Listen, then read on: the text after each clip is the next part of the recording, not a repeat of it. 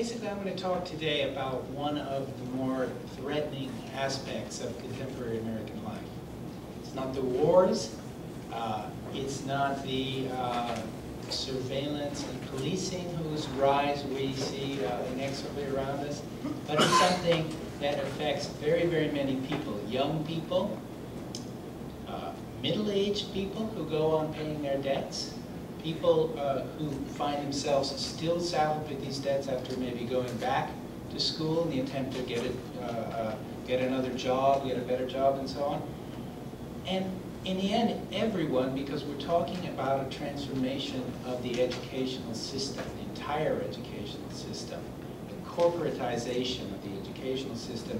And you can see that most clearly at the university level, where you have a tremendous expansion of universities, a kind of luxurious aspect which they gain, but at the same time a diminishing accessibility for any but the most well-off sectors of society. And that's what I'm really talking about when I talk about the education bubble. Not just the loans, but the effect of the entire transformation of the university according to profit-making principles. So that's what I'll get into. Now, this is something which I have had some experience with myself. By the way, I'll be talking about, I've divided this into 4 different headings: the business, the burden, the driving forces, and the deeper transformation of the educational system. Now, I took out student loans when I was in college, and I was kind of confused about this woman, Sally Mae. Who was she? I knew she must be a bank, but she was nowhere in sight when I actually signed my loans. And I began to feel very irritated, like many, many people, at the stream of letters that I would get, at the way that they decided immediately that my education was over when I moved to France to actually pursue my coursework and finish my PhD. And like many people, I felt at once angered and sort of helpless as I would receive this stream of letters threatening me all the time with increases in the payments and ultimately with default. So when I got the letter notifying that I was about to go into default, I basically waited until the last day, and then I called them and I said, okay, I'll pay everything. Will you take American Express, because that's the credit card I had in the early 90s. They said, fine, we'll take anything. In fact, they really will take anything. That's the issue. This is a very sort of hardcore loan collection operation. I realized today that I was triply lucky. First, because I got my degrees when public education was still public and therefore relatively cheap.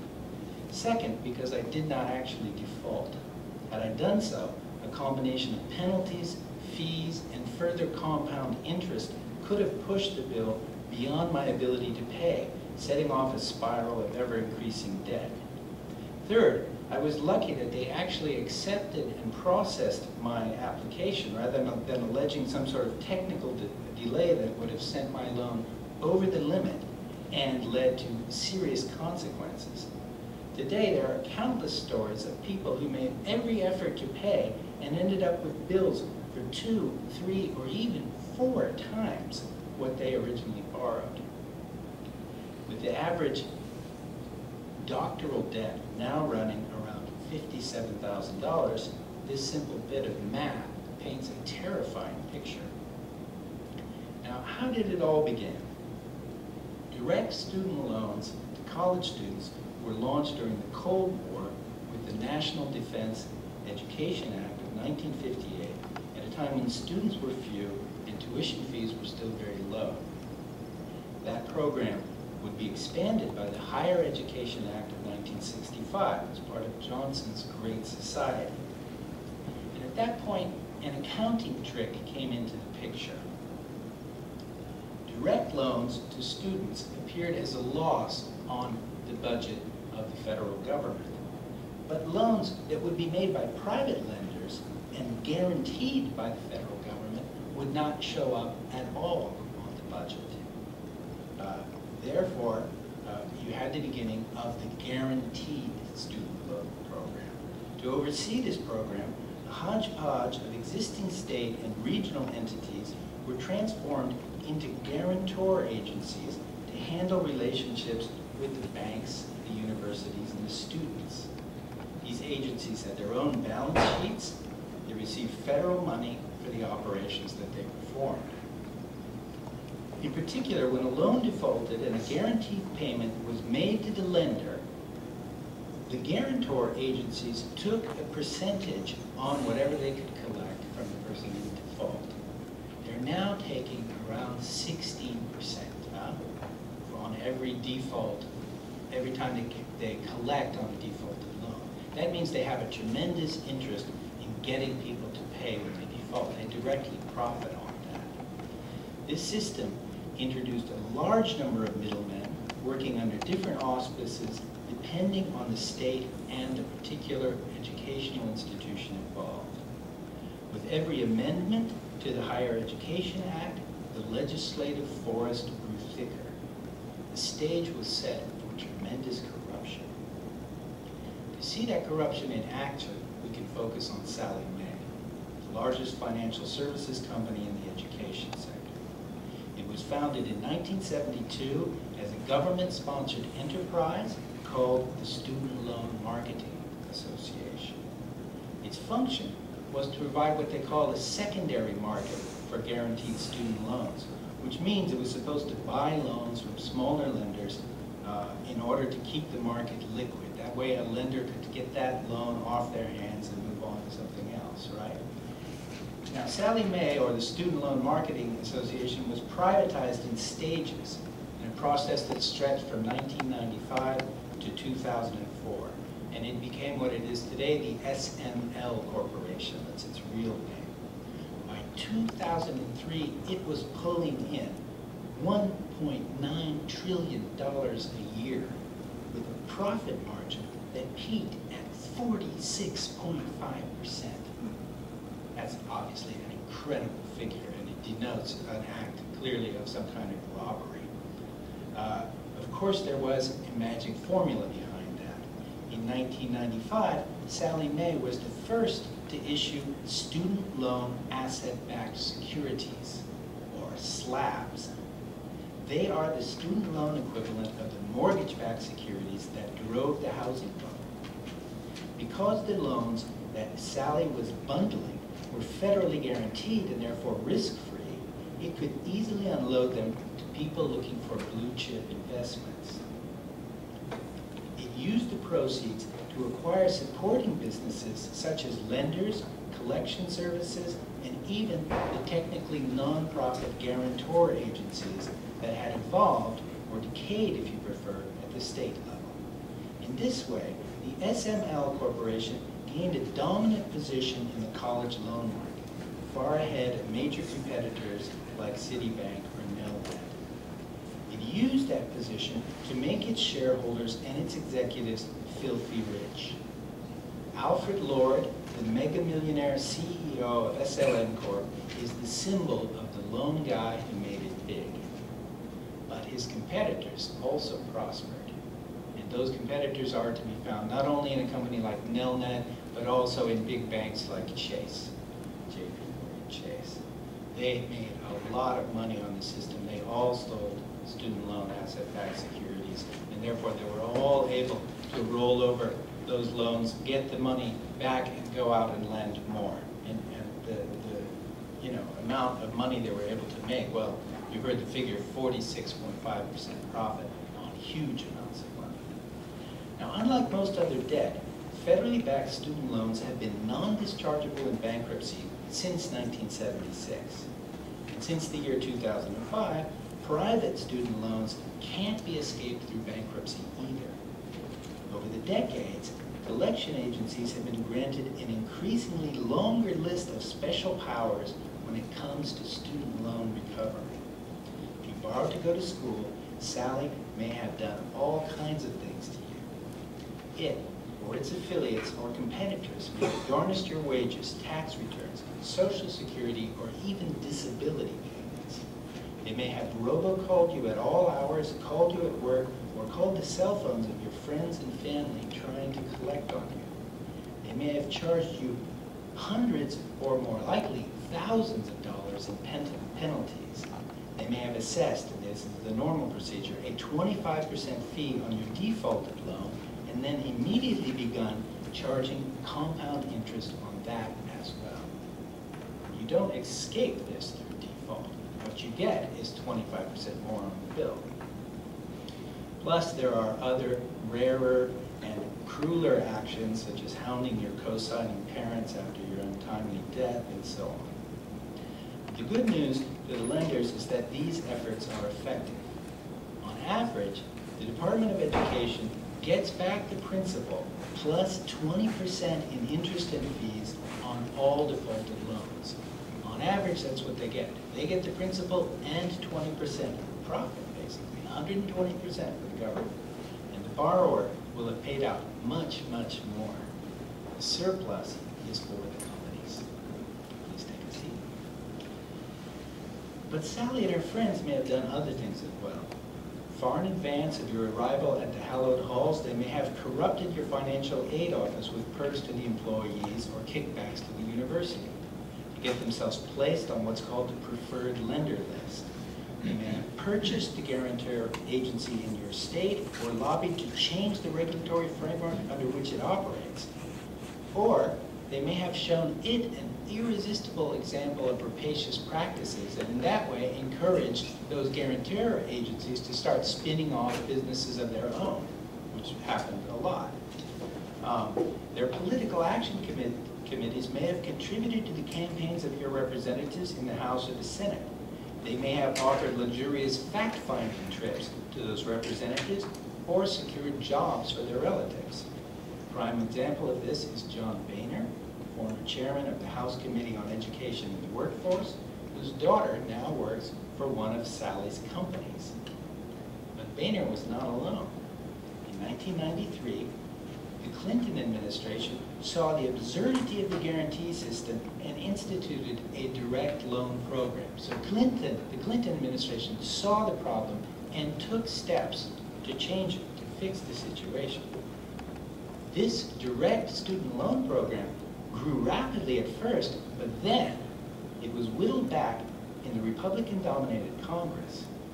The tremendous expansion of the student loan industry in the last 2 decades would have been impossible without that congressional support. The results are before our eyes. That's quite important. That means that the problem that we have today comes out of decades of corruption and exists even though a major effort was made to curb that corruption in 1993 by the Clinton administration. Now, as you know, the current total of outstanding student loans is roughly $1 trillion. As many people will be aware, it has surpassed credit card debt as the second largest category of consumer debt after mortgages themselves. However, there are far fewer people with student loans than credit cards, which means that each student debtor owes far more. According to the Financial Aid Information website, finaid.org, total student debt increases at an average of $2,853.88 per second. Alarmingly, the rate has accelerated with the economic crisis. In 2010, student borrowing exceeded $100 billion, and that's a record. So the thing is not over. People are going back to school in an attempt to get requalify themselves for to get a new job, and in doing so, they're indebting themselves mainly to private lenders, for which they pay even more interest and suffer perhaps worse penalties. So let's look at what that actually looks like. For the class of 2007 through 2008, some 61% of graduating students at 4-year public universities took out loans for an average of $19,000 $839 per student who took out a loan. At four-year nonprofits, that means it's not a state school, but it's not a school that claims to be making profit. 70.6% took out loans for an average of $27,000 each. And at four-year for-profit schools, a staggering 97% of graduating students took out loans for an average of, again, around $27,000 each. So at the for-profit schools, everyone is doing it on the basis of student loans, and everyone leaves with just slightly under $30,000 in debt. And what those statistics don't capture are probably the worst cases, particularly frequent at the for-profit schools, where students take out loans but don't get a degree. Now let's pile it higher and deeper. For PhDs at all schools combined, the percentage taking out loans goes down mercifully to 45.8%, presumably because of grants and part-time teaching assignments. But the higher and deeper part is that PhDs who do take out loans rack up an average of $57,860 per student. So that's how much you will owe if you take out loans while getting a doctoral degree. Now, compound interest transforms that sum into a higher one. At the standard interest rate of 6.8% for so-called Stafford loans, assuming that there are no other fees, but there are always some other fees, and the late fees, of course, add tremendously to this. The average debt-ridden PhD is going to shell out around $650 a month for 10 years, and they'll ultimately pay a minimum of $22,000 worth of interest, a minimum. And that would be fine if you land the sort of dream job at a high-prestige university. But the fact is that that job is increasingly difficult and indeed almost impossible to find, so that all the people who believed that they were going to get that dream job and end up waiting tables or doing any sort of service job find it impossible to pay their loans at $650 a month. And even at lower amounts, because you can schedule it, of course, over 20 years, it's still quite difficult, and many people end up defaulting for that reason. Because of the sums that students owe, because of the long period of their productive lifetime that will be spent paying them back, student debt has been compared to indentured labor. In the early colonial period, British companies would ship you over for a fresh start in the New World in exchange for 6 or 7 years of hard work when you got there. Nowadays, the bank takes only 10 to 20% of your earnings, but it can go on for 20 years or more. As Jeffrey Williams notes, there are some Chicago School economic historians who believe that indentured labor in the colonies was a fair shake or a rational market exchange.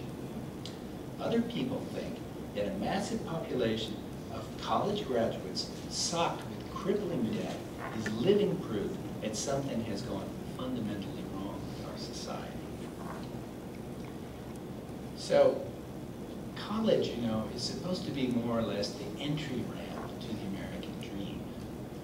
But the difficulty is that right now, if you've taken that route, you end up in a situation where it's very difficult to get a job. Particularly if you're trying to get a job in the university, the situation is that at a research university, some 57% of the courses are actually taught by grad students, people who are working on their PhDs.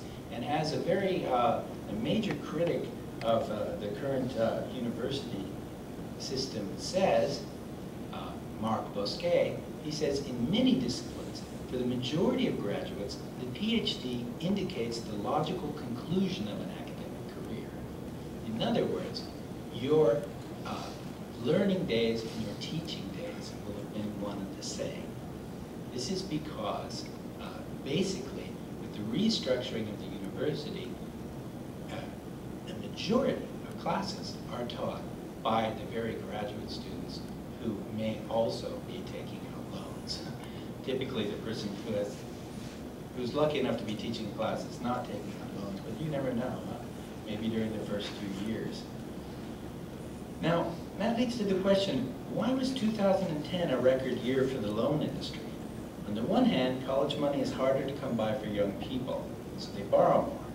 On the other hand, large numbers of middle-aged people have gone back to school, hoping to retrain for a better job, so they borrow too. What's more, increasing numbers of parents are taking out loans, probably because their kids are maxed out. As a statement by the National Association of Consumer Bankruptcy Attorneys entitled "The Student Loan Debt Bomb" says, private loans are booming, and I quote this statement. The percentage of undergraduates with private student loans rose from 5% in 2003 to 2004 to 14% in 2007 to 8. These loans carry risk premiums that depend on the borrower's income, so they have higher interest rates than the federally guaranteed loans. What does all that portend? It sounds a lot like the housing bubble, and the two situations are similar in one key respect. Millions of people have taken out loans that they can't pay. A massive default is inevitable. In fact, it's happened.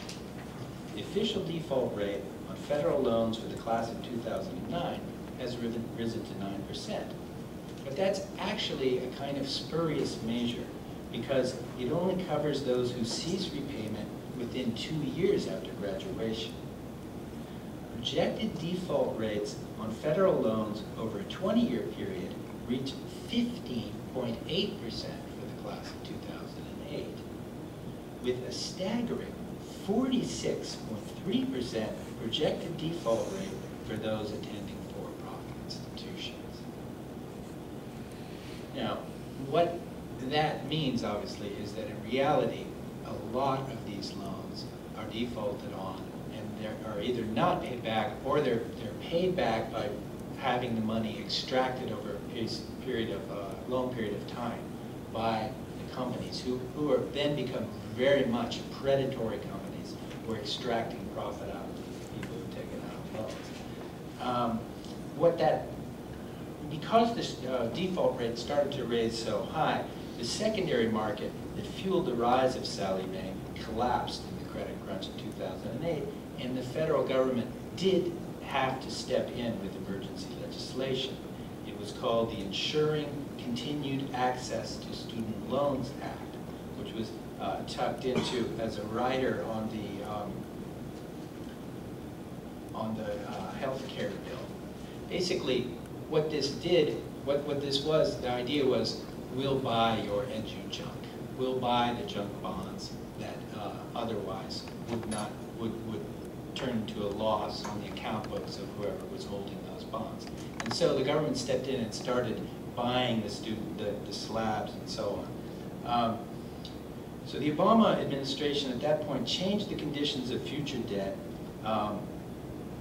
with this thing called the Student Aid and Fiscal Responsibility Act. That's the thing that was the rider to the health care reform bill. It abolished the wasteful guarantee system, and this is a very good thing, in favor of direct lending. It capped repayment at 10% of income for those people earning less than 150% of the federal poverty rate. So if you don't have a decent job, if you're only earning a little bit more than the poverty rate, then your loan goes down to 10%.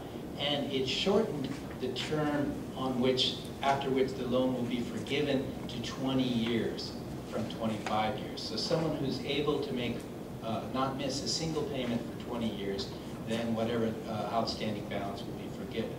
However, those measures only apply to people who got into their loan situation after 2010. That means the tremendous mass of the people who owe that $1 trillion are not covered by these new provisions.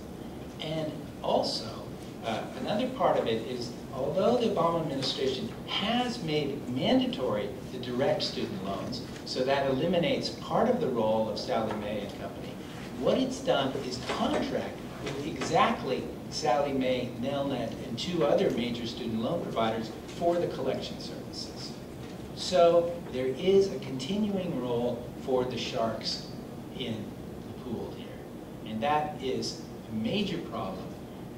It indicates that since those people are still around, there's always the chance that all of this could be repealed in Congress if you get to a situation where the Republicans, again, have a strong mandate, or where, let's say, the banks have the ability to exert the kind of force that they were able to exert in the 90s and the 2000s. So the fact that, because Clinton already tried to make the very intervention that the Obama administration was forced to make by the financial crisis, nothing guarantees that Obama will ultimately be more successful than Clinton was. The only thing that's guaranteeing it now is the sheer impossibility for that market to function as it did up until just 4 years ago. So the massive default is happening, but in silence, under a heavy burden of accumulated threats. It is characterized by individual financial duress and isolated moral suffering, rather than collective political action. What effects will it have on the people involved, on the educational system as a whole, and on the wider society? How can the Occupy movement and related coalitions intervene? This, I think, is the very interesting point. The question, what will people now do? And you can see that the Occupy movement, like other social movements in the world, is very much driven by the figure of what are called graduates without a future. The image that I have on the screen now here shows someone burning their student loan papers. This is becoming increasingly common as a gesture in the United States, and obviously it recalls people during the Vietnam War burning their draft cards. I think this is something quite important for the future. What I want to do right now, however, is look sort of beyond the student loans themselves into the transformation of the university. Let's look at the forces that are behind the explosion of student debt and see how they've transformed our entire educational system. Now, as of today, the best short pamphlet on the student loan crisis is probably the one put out by the journal Reclamations at UC Berkeley under the title Generation of Debt, the University in Default and the Undoing of Campus Life. One of the contributors to this it's not really a journal, it's kind of like an expanded tract, you know, a militant publication. So one of the contributors, Mark Pascal, seeks a framework for understanding how student debt has evolved within what he calls a bipartisan neoliberal regime that has dominated the geopolitical landscape since the 1970s. His idea, in a nutshell, is this, and I quote Mark Pascal. He says, the backdrop for this expansion of student loans is a U.S. economy where narrow profit margins for manufacturing and traditional banking have forced capital to seek an acceptable return on investment in the debt of more and more Americans. Capital must return a profit, and increasingly finds it can only return this profit in complex private equity real estate deals financed by student and consumer debt, as well as massive government subsidies. I want to examine this idea. I want to examine its truth, but also its limits. The idea that what's at stake in the education bubble is an attempt to extract a profit out of the holders of debt. To get into this argument, you have to know that for at least half a century, tuition and associated university costs have risen faster than inflation, typically around twice as fast, with steeper hikes in the 2000s and continuing today. So why does tuition go up so fast? And this is really fast. I mean, the smaller sort of blip is the housing bubble.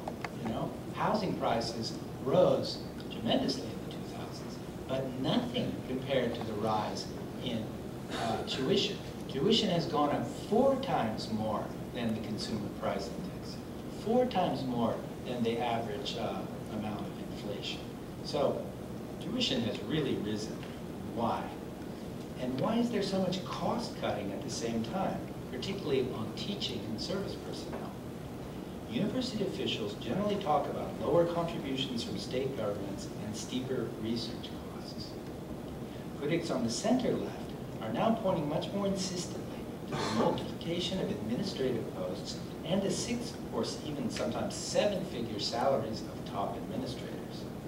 They also point to the millions of dollars allotted to sports facilities and star coaches, who usually get the highest salaries of all.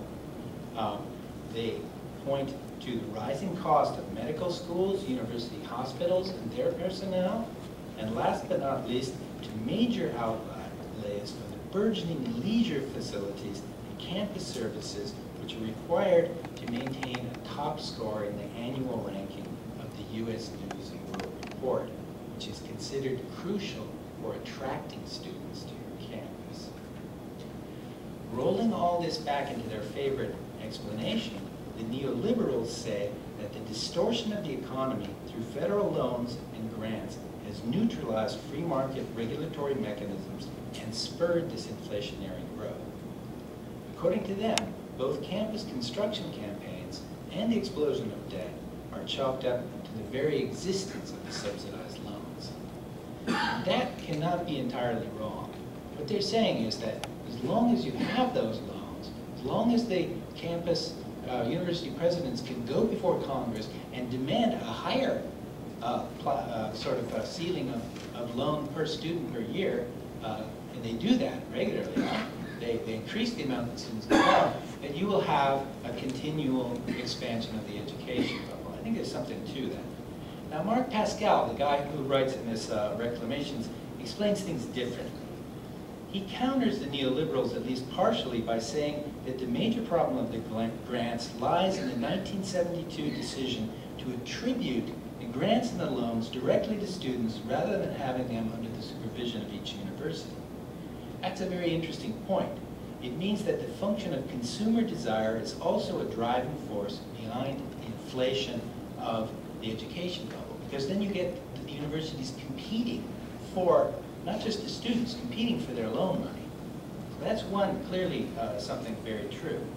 But actually, the main argument of Pascal is elsewhere. He quotes a guy, this is in the University of California system, where there's been so much student activism in the past 5 years. He quotes a guy named Bob Meister, who wrote, he's a UC Santa Cruz professor, who asked California students this question. He asked, how does UC sell $1.3 billion in construction bonds immediately after declaring an extreme financial emergency, slashing funds for teaching and research, and cutting staff and faculty pay, which is what they did in 2009? His answer was, UC has in fact promised its bond trustee, the Bank of New York Mellon Trust, and the companies that rate bonds, S&P and Moody's, that bondholders have first claim on your tuition in the event of default. It has also promised bondholders that it will raise tuition as needed to avoid bond default. In other words, they pledged your student loans. That's the title of his text. And he did very important research to show that. So you have a situation where the student loan is really a guaranteed revenue stream that allows universities to go borrowing money through bond issues and pursuing their construction campaigns to compete with other universities. That's a major part of the dynamic here.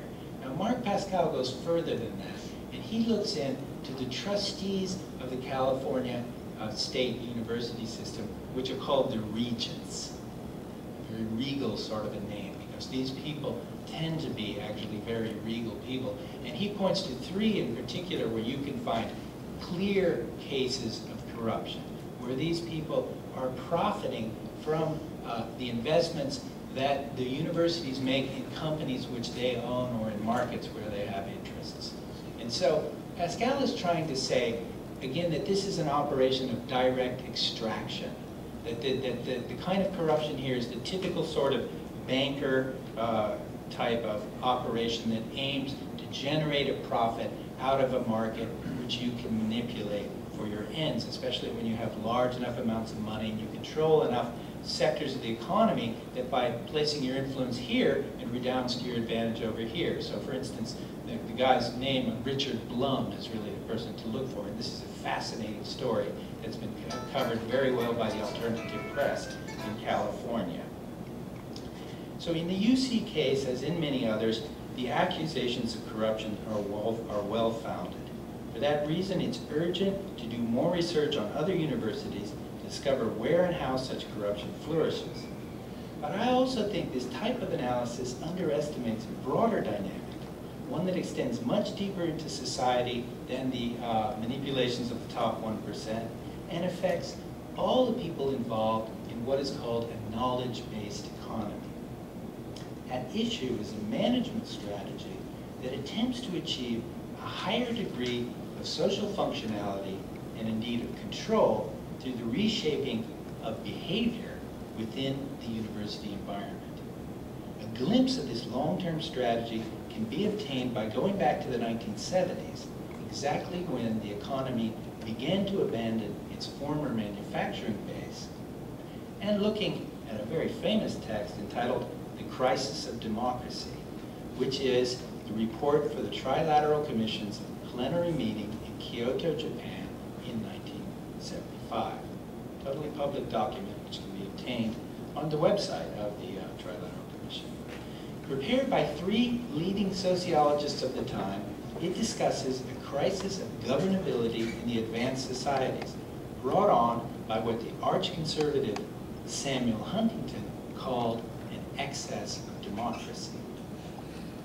To grasp the significance of the Trilateral Report for universities, we can move directly to the end of it, Appendix A, which indicates arenas for action. Remember, the Trilateral Commission is some 300 sort of top-ranking people across the societies of North America, Western Europe, and Japan. So this is a kind of coordinating commission where they discuss problems and then indicate arenas for action. There's a section in that appendix entitled Re-examination of the Costs and Functions of Education. It identifies the educational system as, and I quote, the most important value-producing system in society. Now, value, in the sociological sense that's being used here, means not only production or profit. The authors believed that after the turmoil of the 1960s, there was no longer a good fit between the kinds of values, that is to say, the way people see the world, the way they orient their desires and their actions within the world. There was no longer a good fit between these values that were being produced in universities and the ones that were required to make society governable. They observed that, and I quote again, the overproduction of people with university education can create frustrations and psychological hardships among university graduates who are unable to secure the types of jobs to which they believe their education entitles them. And that led them to frame the problem as a choice between 2 paths. So here I'm going to give you a kind of longer quote from this text.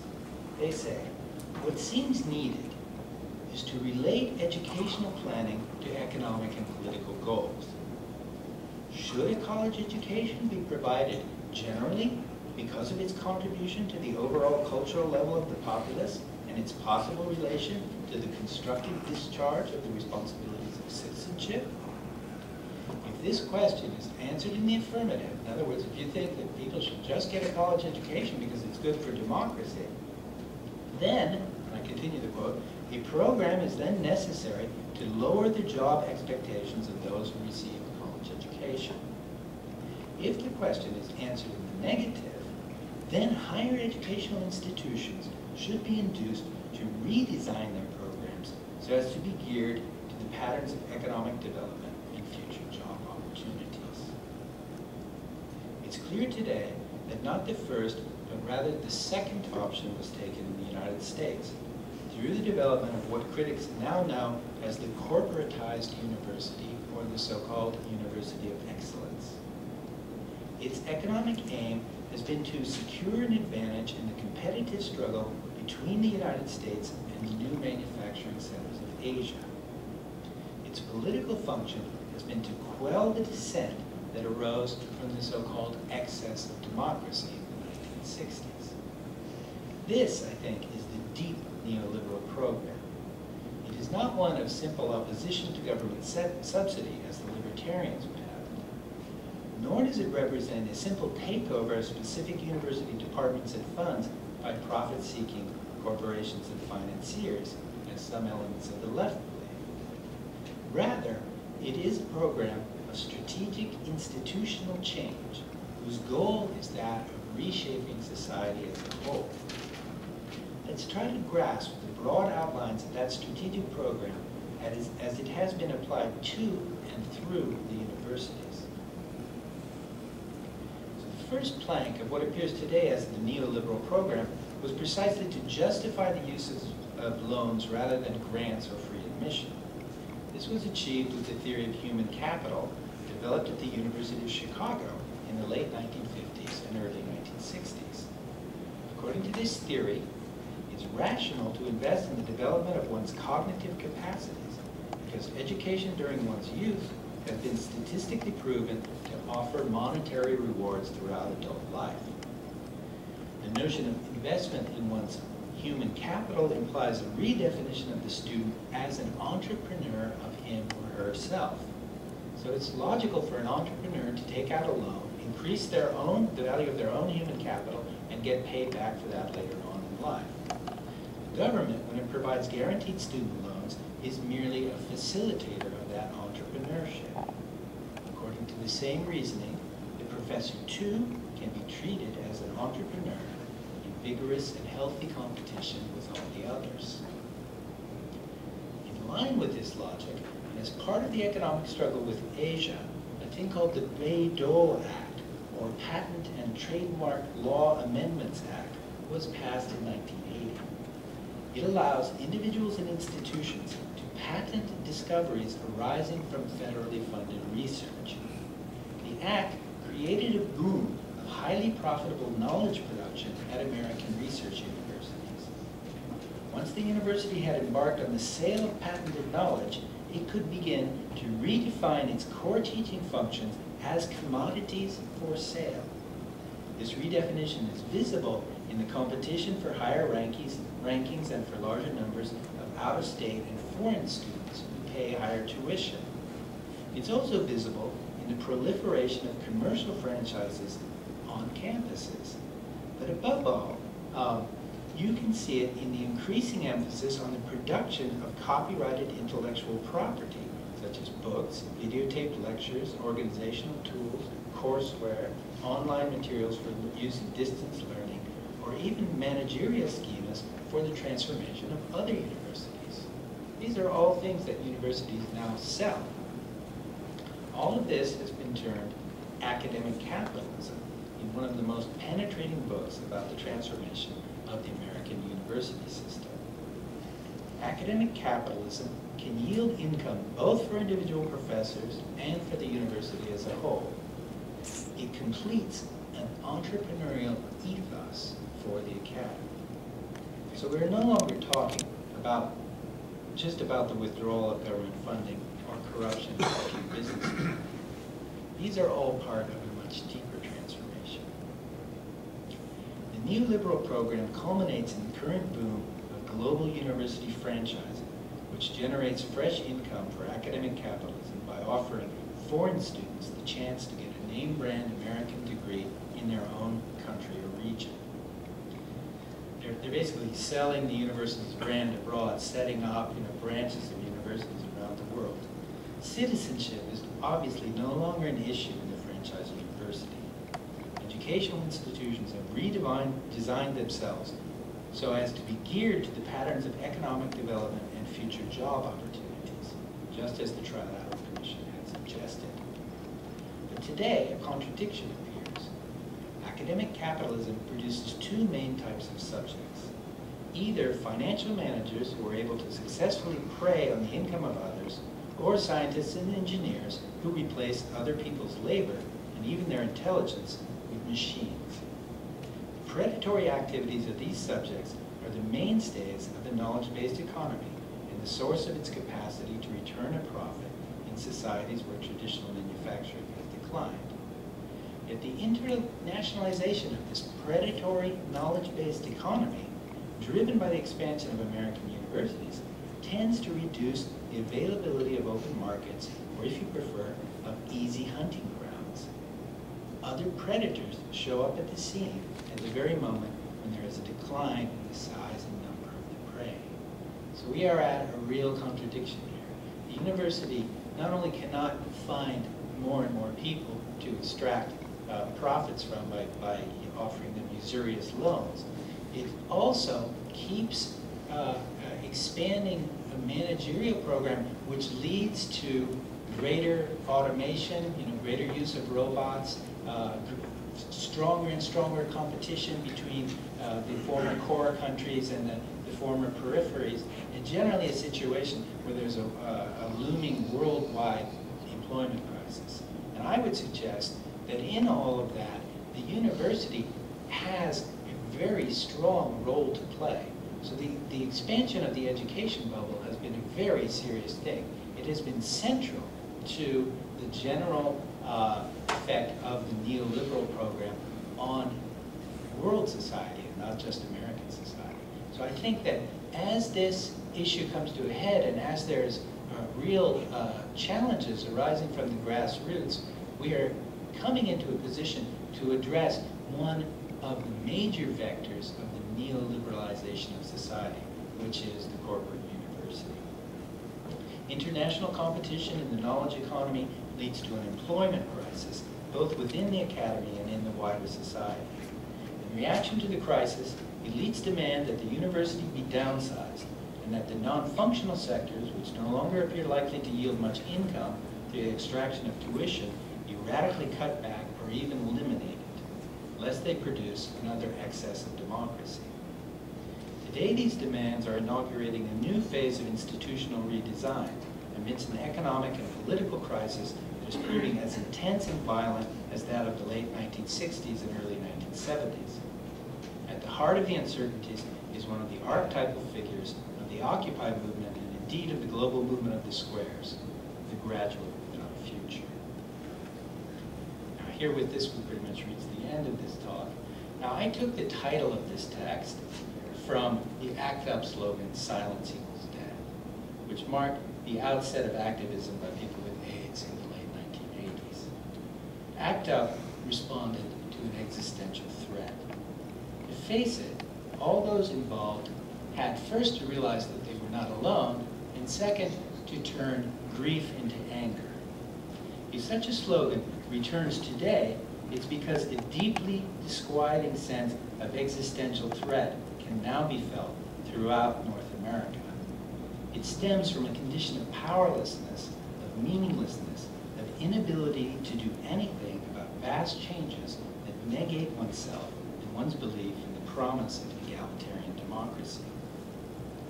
A similar sense of threat can be found all over the world as people everywhere face the fact that the ruling classes, or what Occupy calls the 1%, have no solutions for the multiple crises that we face. Today, because of the rapaciousness of the banks, that long-term sense of threat has crystallized into the pragmatic reality of unpayable debt. At this point, there is a breaking silence around the issue. The first question is what's going to happen when the silence really breaks? The Occupy movement and the proto-revolutionary figure of the graduate without a future have begun, I think, to answer that question. This has everything to do with what's going on in Quebec right now, the tremendous student movement that's unfolding there, which is undoubtedly the herald of a major student movement here in the United States, probably within the year, judging by the tremendous concern that there is now around this issue. Now, I will mention just two unfolding campaigns.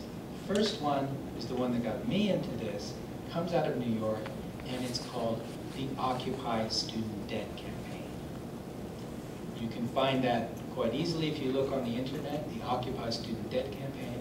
And what they're proposing, first of all, is a pledge to student debtors who sign up and agree that when 1 million people have pledged together, at that moment when it hits the 1 million mark, everyone will simultaneously stop paying their loans. So this is the kind of thing that many, many people dream of. And it hasn't reached a critical mass at all yet, I would say. Because it's very difficult to do this because in most cases one's parents, have co-signed for these loans. So that campaign, also faculty can also sign on in solidarity, and also persons who have nothing to do with the issue can sign in solidarity. I think it's a very important campaign, and it isn't limited just to this pledge and this particular campaign. The Occupy Student Debt Campaign out of New York has organized many, many events. They organized what they called 1T Day, marking the moment when debt was estimated to go over the level of $1 trillion. They have organized also the other thing which I find very interesting right now, which is the emergence of autonomous universities. People in New York are working very actively on an autonomous university, and with the people in the student debt campaign, they've organized what they call pop-up universities, or one-day sort of teach-ins where multiple classes are offered. They did that particularly on the 1st of May, and they just did one on May 22nd in solidarity with the student movements in Quebec. So I think this, here we are in the Open University of the Left.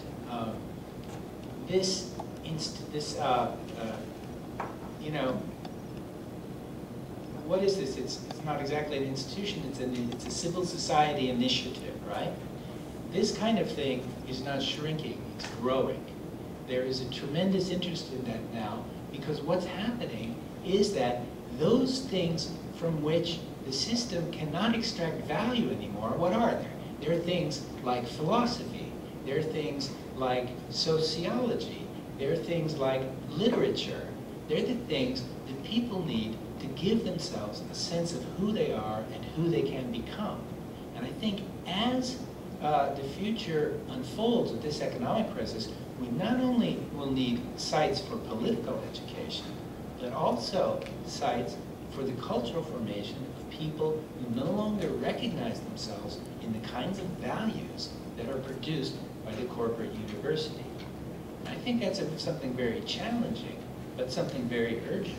And it doesn't mean, I don't think, that one abandons the public university by doing that. It means that one sets up in society a challenge to the kind of logic that has produced the situation that we find ourselves faced with today.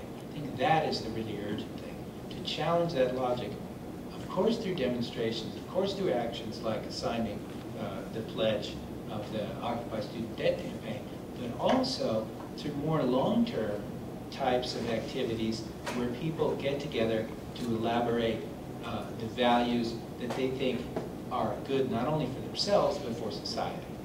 So basically I think that between the direct resistance to the current state of student loan extraction on the one hand, and then in the yet to be invented forms of autonomous or self-organized institutions of higher learning, there are two territories for a lot of different kinds of activism in the upcoming years.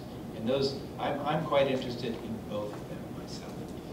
So with that, I think that's enough said, and we can talk about it.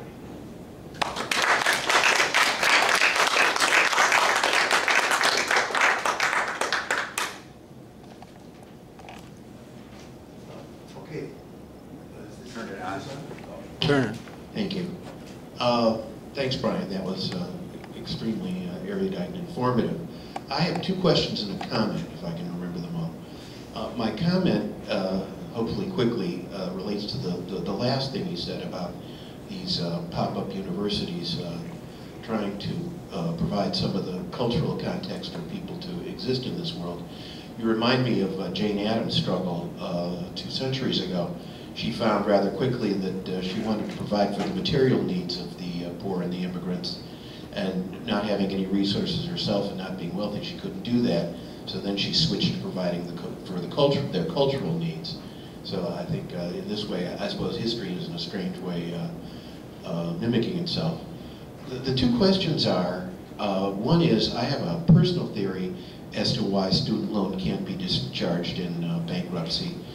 And besides the obvious answer is that it benefits the 1% for it not to be dischargeable. I was always wondering, could it also be that what you get from your student loan can't possibly be repossessed?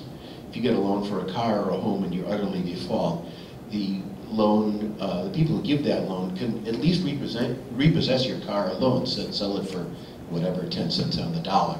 But there's no way to reach into you and grab that intellectual capital that was put into you with all the learning all the learning that you did and all that the university provided. I'd like you to comment on that. The second is completely unrelated. You mentioned in 1980 that Copyright Act that made it possible to copyright educational products that the university developed and sold. Does that have any relation to the trend in research whereby such intellectual property as pharmaceuticals and the patenting of genetics and life itself, was that enabled by that patent act also? So those are the 2 separate questions. Thank you. Yeah, I mean, you're right. When you have a mortgage on your house, you can simply put the keys in an envelope and send it to the bank. That's called a jingle mail. You walk away free. That's the end. And it's true that the bank gets its collateral back. So in the case of student loans, you're absolutely right. There is no collateral except yourself. And in their desire to get the money back, they then go to garnishing your wages, docking your also your tax return money, and as I said, even your Social Security or disability money. The principle could be logical. The problem is the abuse of the quantity of student loans that people have to take out. I mean, because that's what turns it from something that appears to make sense to something that begins to appear very punitive. So I think, I think many people would agree with your logic. Less people would agree with the way that that's shaking out as the amounts of student debt have gone up so high. I certainly wasn't trying to excuse it. No, well, it's interesting because I think there is something like that at work there. The second question has to do with this thing which is called the Bayh-Dole Act. Now, that is indeed an act about patenting, not about copyright. It's about patenting, and it stipulates that that a professor can patent research which is done with federal funds. It mandates, indeed, that the professor receive a share of the profit from such patented research and the university. So it's a bit of social engineering there. It set it out as an incentive for professors to do research that will yield results, and as an incentive for universities to have such research be performed on their campus. Both the individual professor who forms a startup, and the university, what's now called the Technology Transfer Office, both will profit. And research universities have really been transformed by this act.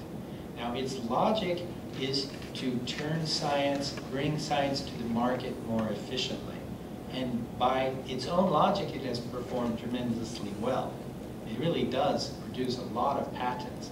But it has also acted to transform research in universities into little corporate machines, or big corporate machines. And if you look at the really biggest things are basically in the biomedical industries, and therefore not only pharmaceuticals, but also everything that has to do with high-end medicine, genetic,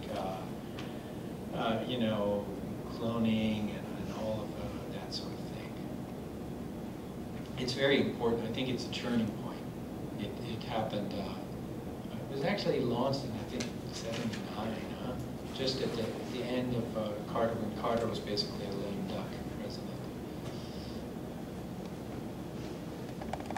So you had a question, and the question was, why does tuition go up so much faster than the consumer price index? And the answer was partly because of these student loans or subsidies increasing. When college administrators go to Washington and they say, no, we need more money for students' loans, has a senator or a congressperson ever asked, well, why does your tuition keep going up so much faster? Has that ever been asked during any of these hearings? I can't I can't recall a precise instance where that's been asked, but I'm almost sure that that's been asked many times, because there are Congress people who present exactly the analysis that I just did. And indeed, one of the articles that I read comes from a representative. I forget who, I believe it was a Republican, but yes, I mean, but you know, Congress is a big place. A lot of questions get asked. They don't necessarily get answered. Of course, one would expect these questions to be asked now and to receive answers, but I'm not sure that this is really happening.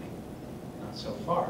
But the crisis is only midway, you know. And can you just quickly enumerate the other reasons it was that tuition was going up so much higher than consumer price index? Yeah, I mean, these are the theories that are out there. You know, on the one hand, you have, and I think something that's really important is that administrators receive very high salaries. And so you have top-ranking administrators who get paid always, you know, in the 3 figures, and often it's like $300,000 a year for the higher ones. That's a lot of money. And that contributes to the general entrepreneurialization of the university. And it also just plain costs money. I think there was a big scandal here at Northwestern because the president was getting over $1 million a year. That's just one thing. You also have the competition between universities. And that competition is multiple. It has to do with the facilities themselves, what they call the port-to-pillow ratio. In other words, how well wired the dorms are, how many nice restaurants you have on campuses, the prestige of the sports, you know, stuff. The medical schools, which are, you know, medicine for the 1% is very expensive, right? Our medical system is very expensive in general, and doctors get paid an awful lot as well. So all of those are huge expenses, and then there's also the construction of research facilities to attract corporate funding. It actually takes money to get money. That is to say, you have to invest in physical plant and in restructured departments so as to get those corporate contracts or research where they will deliver, you know, grants. So all of these factors seem to contribute to what I call the education bubble. At the end of this, you talked about alternative universities and mentioned this place. That's like for the future of the students, but what's going to happen to the universities? Where's universities 5 years from now? Do they go into bankruptcy? Or I'm asking you to look in your crystal ball. Yeah. Well, I think that the importance of the alternative universities with respect to the education bubble itself is mainly a critical one. I think this critique is urgent, and I don't think that it can come from within the institution, or at least not entirely. You see it beginning. There's now an emergence of what are called critical university studies, and that's actually an important thing. Someone like Mark Bosquet is a mainstay, or Jeffrey Williams, who I also cited. But I don't think that they can perform this critique entirely from within. 5 years from now, frankly, I think the crisis will simply be deeper, because these are very big institutions. They can't disappear. They're the central institution of what's called the knowledge-based economy. You know? Are you suggesting federal bailout? Well, federal bailout's already occurring. That when the direct student loan program was taken over, basically you had a kind of federal bailout of the system as it was existing thus far, and as in the rest of the consequences of the 2008 financial crisis. Indeed, there has been a partial federalization of the loan system. Will there be further federal bailout? Probably, as the default continues, depending on whether, if the state still wants to make whole the banks for their egregious and rash lending practices, then there will be further federal bailout. What will happen to the universities is really the key question. Will this culture of expansion of the sort of luxury university, of the high-end university competing with universities on the world market, will that continue, I think, is the crucial question. I don't think we'll know in 5 years. I think it'll take more like 10 or 15 for this to play out. But I think that if we don't have strong forms of critique from civil society, I think that the answer will be a diminishment of the opportunities for lower income people to get educated, a general accentuation of the divide, therefore, between the professional classes who can make decent money and the rest, and an intensification of international competition. And that's where we're headed now. And so you could easily see the idea of the University of the 1% becoming very, very much more a reality, as it has continuously since the 1980s.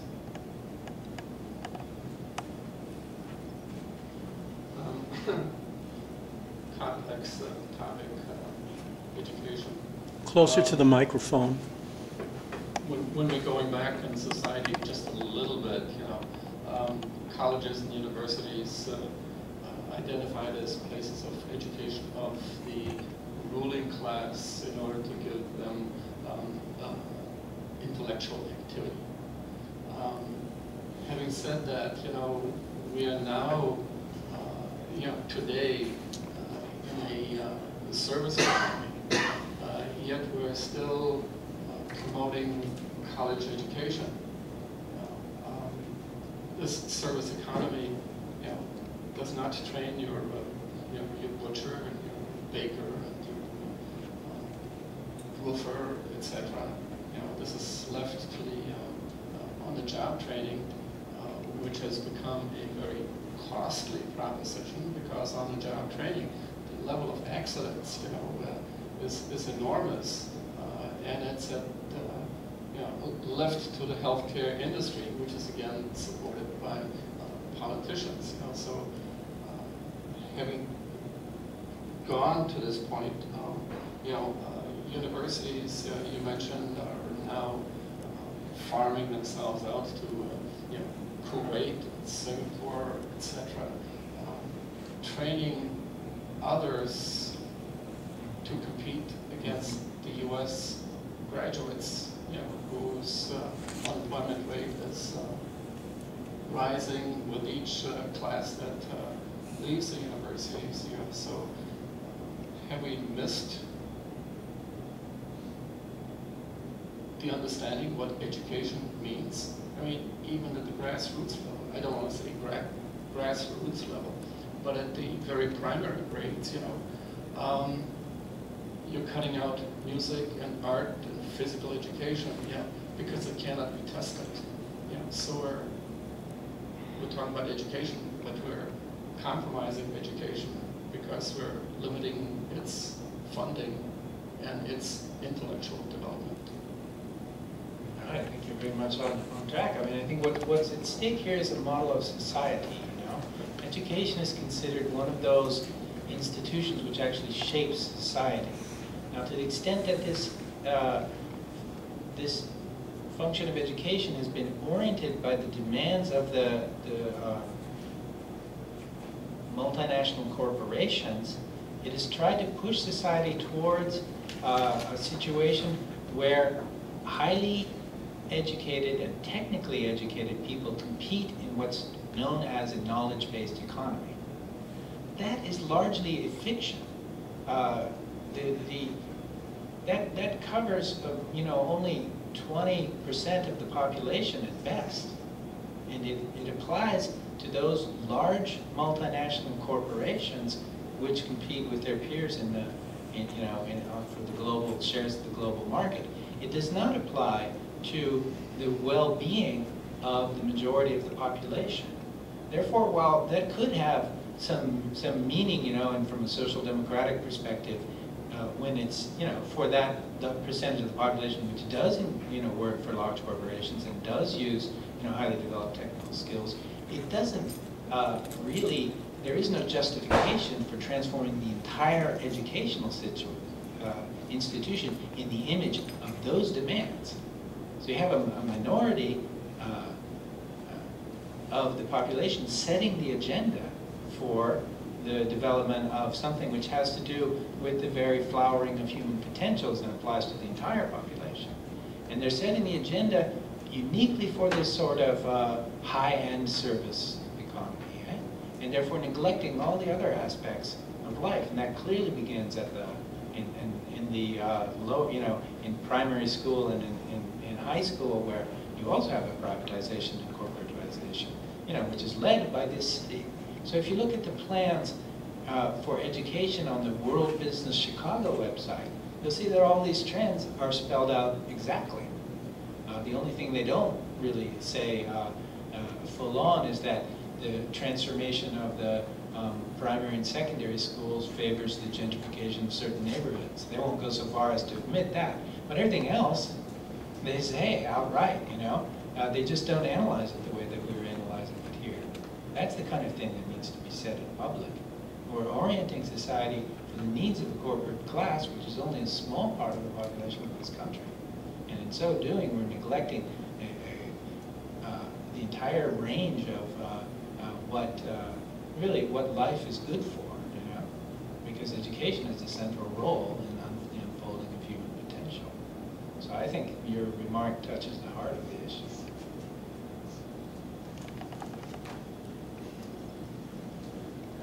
I have an out-of-the-box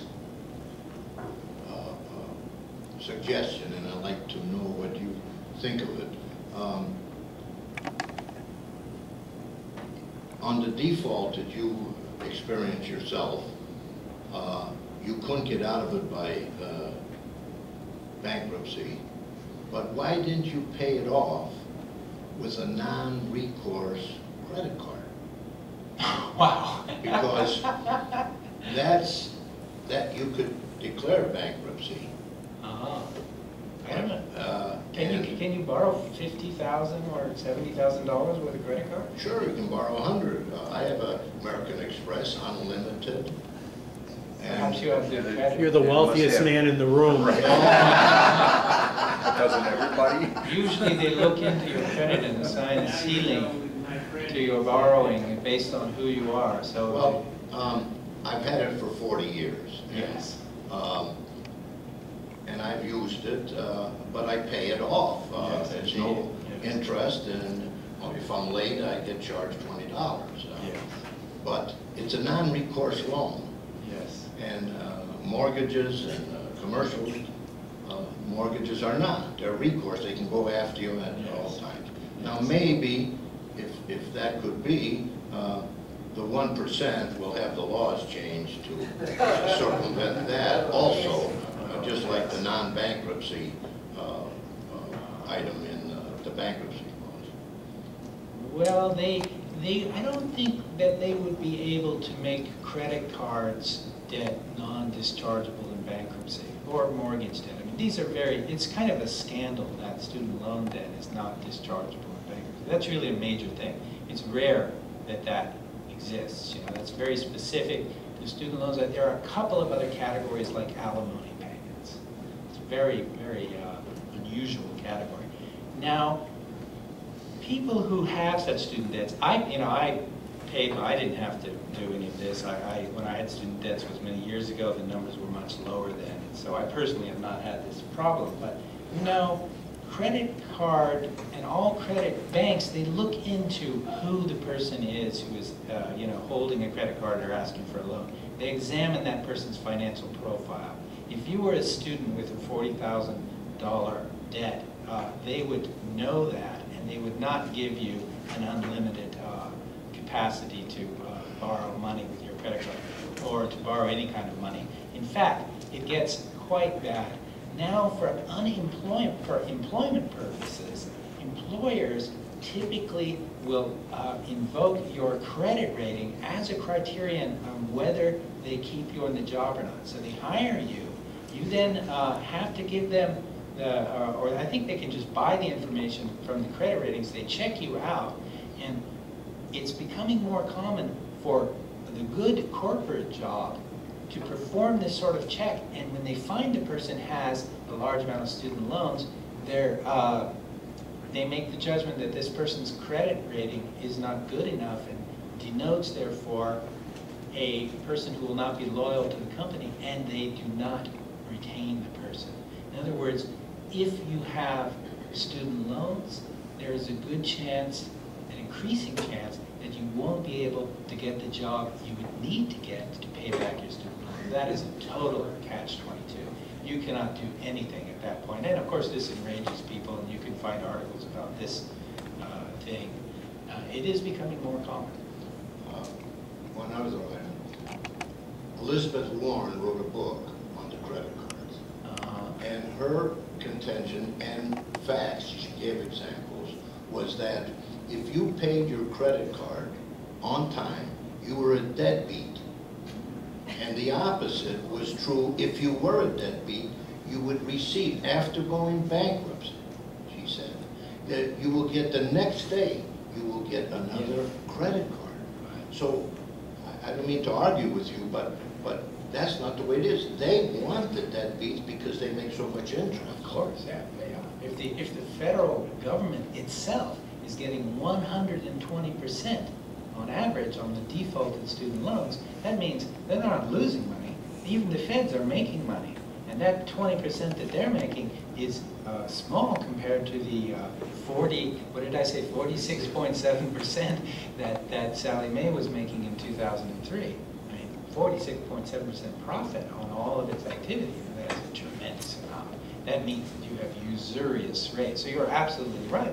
Of course they want you to have a credit card. That's why you receive offer after offer in the mail every day. That's why credit, even now, when the boom is over, right? At the height of it in 2007, 2008, or really 2005 to 6, that was the height of it. I mean, of course they wanted to lure more and more people into this. And then you have, at the same time, the imposition of stiffer laws because there's a lobby that wants to get its money back. But, and this is not true for a debit card. That's what they're pushing. Yeah, exactly. It has to be a credit card. It has to be a credit card, which also carries high charges, If you're in a small, if you're in a mom and pop, store, and you should never use a credit card there because they're paying a tremendous amount for the privilege of being able to, have people pay with their credit card. It's, again, it's usurious. There's many aspects of the banks which are simply usurious. There's no other word for it. Okay, this is slightly off the subject. My great-grandfather had a 5th grade education and wrote this memoirs after the Civil War. And he was so literate. The quality of his writing was incredible. And so it seems to me, and this is again a little bit off the subject, but the quality of primary and secondary education has truly declined in terms of generally. And that, I'm not going any place with this question, I'm sorry. But at any rate, that I'm just, it just seems like that you have to go to college now to get, you have to go to college to get the equivalent of what a high school education is now in Europe. It's definitely true. And I know it for a fact. And including even the technical stuff, and now we have the technical stuff instead of in high school shop class, we have it in 2-year associate degree programs or in certificate programs in 2-year colleges. And so, I guess that just really disturbs me a great deal. And this kind of has to do with it, or kind of as a result of it, or something that people feel that they really have to go to college, and in fact they do, to have any kind of quality of life in terms of being able to support themselves. Yeah, I think it's a thing about the value, the production of value, so the orientation of your desire and your activity in society. That's really a major thing.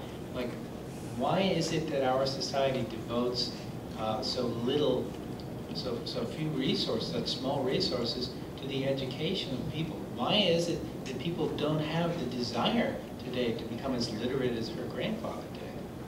I think it's because we live in an increasingly in a predatory society, where so much of society is geared not towards making you more aware, more intelligent, and also more creative. It's geared towards making you more easily manipulatable, so that those predatory strategies can be applied to you, the target, because you're treated as a target. I mean, and kids especially, younger people, are treated as the targets of these kind of strategies. That doesn't encourage. Society isn't a reflexive action. It's an action upon itself. It encourages certain things. It discourages other things. Education is at the center of that process. Yeah, this is a fascinating discussion. It's very interesting. I just want to lend my 2 cents to this. I'm going to broaden it out slightly. We have a situation, first of all, in this country, I think it's 1 out of every 4 adults, that's something north of 25% of the population, like 75 million plus people have at least a bachelor's degree. Now, when you look at within our economy, we have maybe, and this is a number, I don't have the exact numbers, but I think I saw somewhere like 10 or 12, 15 years ago. At that point in time, we had something on the order of 20, 25 million, quote, professional / managerial occupational, positions in this economy. So right out of the box, we've got a huge issue here with regards to, and you alluded to this at one point in time about, massive boatloads of university graduates being overladen with debt levels that can never and will never be repaid, because a debt that can't be repaid won't be repaid. I mean, that's pretty much basic math. But, back to the point about what's happening in our country and what has happened in the last 35 years. I mean, I'm looking around the room here, and I know a lot of us have had a front row seat to this slow meltdown, disaster, you pick your own adjectives. But we're in a situation where I think it's something on the magnitude of, you look at the average income of the average American, and that could be, the quote-unquote middle-class individual for 30, 35 years, adjusting for inflation, income levels have been going down, but cost of living is certainly not. Average mortgage today takes up about 40%, something north of 40% of the average American's income. Then you look at taxes, you look at educational expenses. You put all that together, and this explains why structurally our economy is essentially the train wreck that it's become, which is to say that something on the magnitude 80, 85, 90% of the average American's income is just going to paying off his debts, and he hasn't got anything left over to buy anything. That, of course, we don't make anything here anymore either. That's a whole nother story. But all I'm trying to say in all this long-winded diatribe of mine here is that basically the system is broken, and we're not quite yet at crisis mode. How that's going to manifest itself, for sure it's coming. I mean, I don't know exactly how, when, or that'll transpire, but it's definitely on the way, because it's broken. They can't fix it. They don't even want to fix it. They're just happy with leaving us all a bunch of serfs with ridiculous levels of higher education, but with no prospects for earning a living. I'm gonna let it go at that.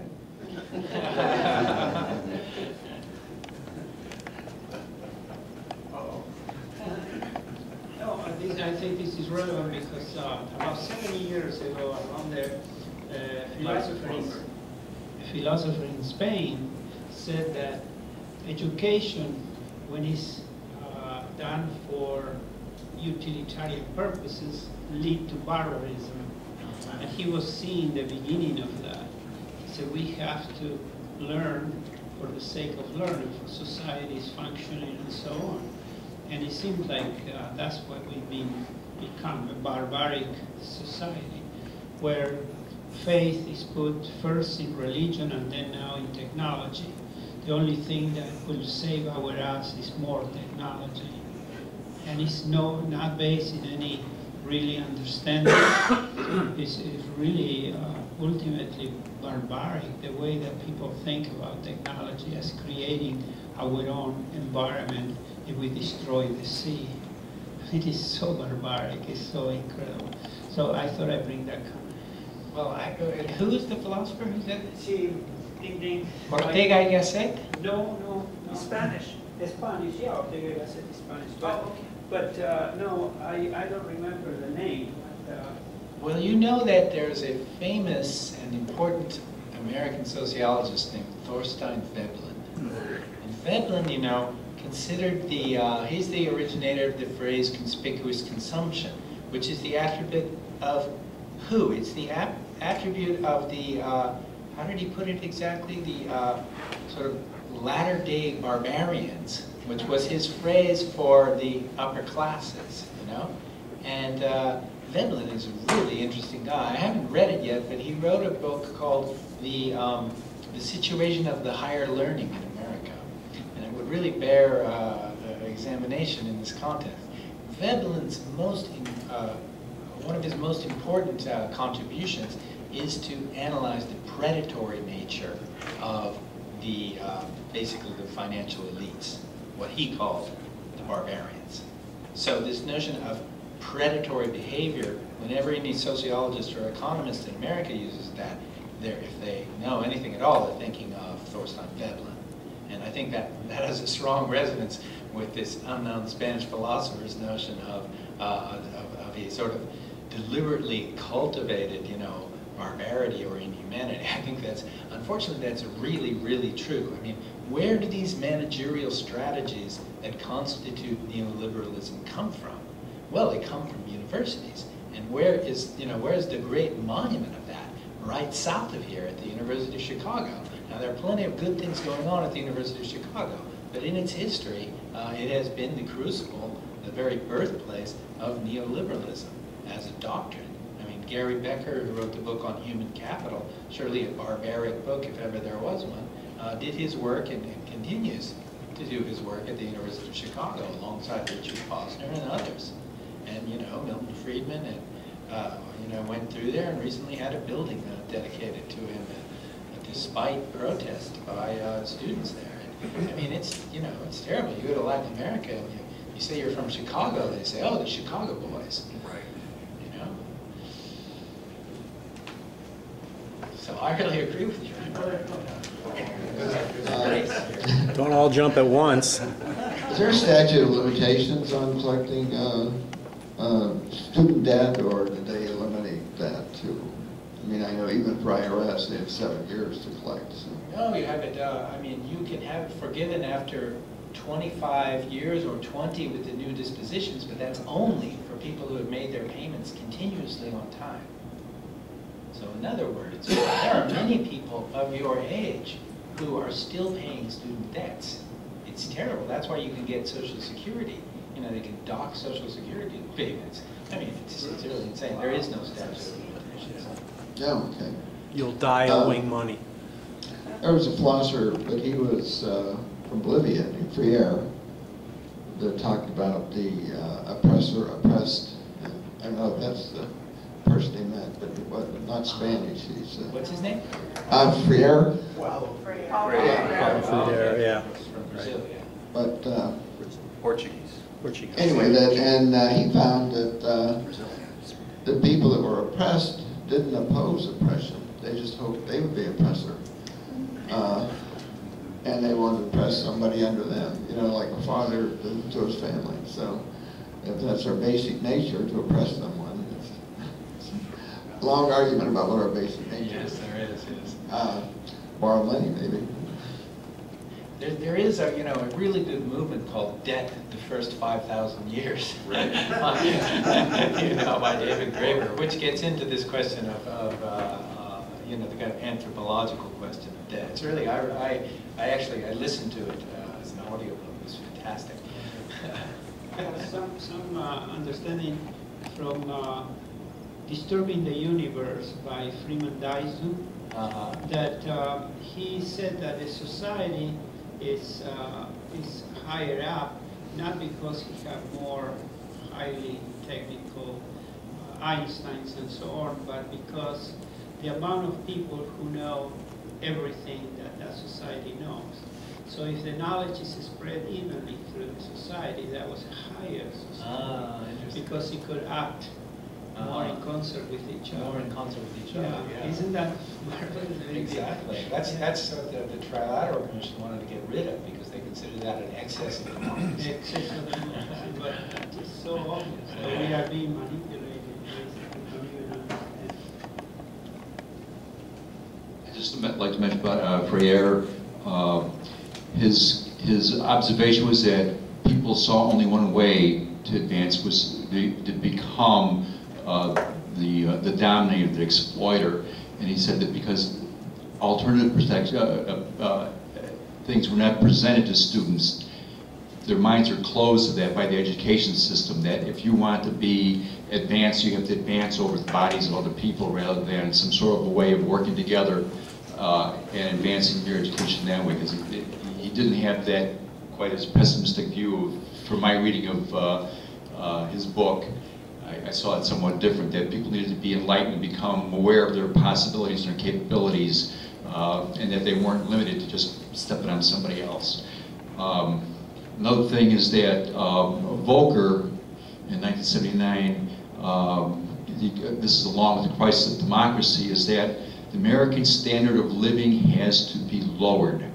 The problems of the age, of the high inflation, were put on the fact that people, common citizens, were living at too high of a level of consumption or education, healthcare. Everybody had to be moved down. We needed to have that separation between classes in order to stabilize, make the economy work proper. And that was when the interest rates were so high, he bumped up to somewhere like 19% in '79. Yes, right. They were up there pretty high. And I'm sure I had something else in my mind. It's not coming to me right now. So. Well, 1979 definitely, and that event definitely marks the point at which the neoliberalization of the American economy began, and that you have this increasing inequality between the classes. Now, in order to maintain the kinds of standards of living, or at least the semblance of those standards of living that people had during the post-war period, what happened was credit was introduced, the expansion of credit. And indeed, that was a way for capital interests generally to make money off money rather than making it off production. Now today, we reach the limit of that credit economy. And the question is, I don't think that the issue is really one of going back to the 1950s and 60s, because you have to remember that also depended on the kind of neo-imperialism, which not only isn't desirable, but wouldn't be possible anymore. So I think people need to think more about what they're promising each other in terms of the future. And this is David Graeber's great message in his book. And debt is a promise about future repayment. It's a promise about future behavior. It's a promise about the maintenance of certain kinds of social relations. Those promises go very deep, so that people think that it is immoral not to pay your debts. And that's a tremendous, tremendous anchor for the continuity of this whole system. I would suggest that over the next few years, as movements emerge, not just around student debt, but around also perhaps other kinds of debts, and people question this form of morality and its inscription into a long-term history of who we are and who we can become. Because what we really need to do now is rethink the kind of promises that we make to each other as a society about our behavior in the future. who we are going to be, why we are going to be, who we are going to become, and how all of that will relate to the rest of the world. To go on being a predatory society like this, one that preys on not only on those outside, but also on the very members of the society, is a dead end. And that's the whole message that I think comes out of this particular study of student debt. This is a basic contradiction, and the possibility of having a major social movement is the possibility of finally addressing that contradiction. I think with that, it's time to end this. But thanks very much for the great conversation. Thank you, Brian. Thank you very much.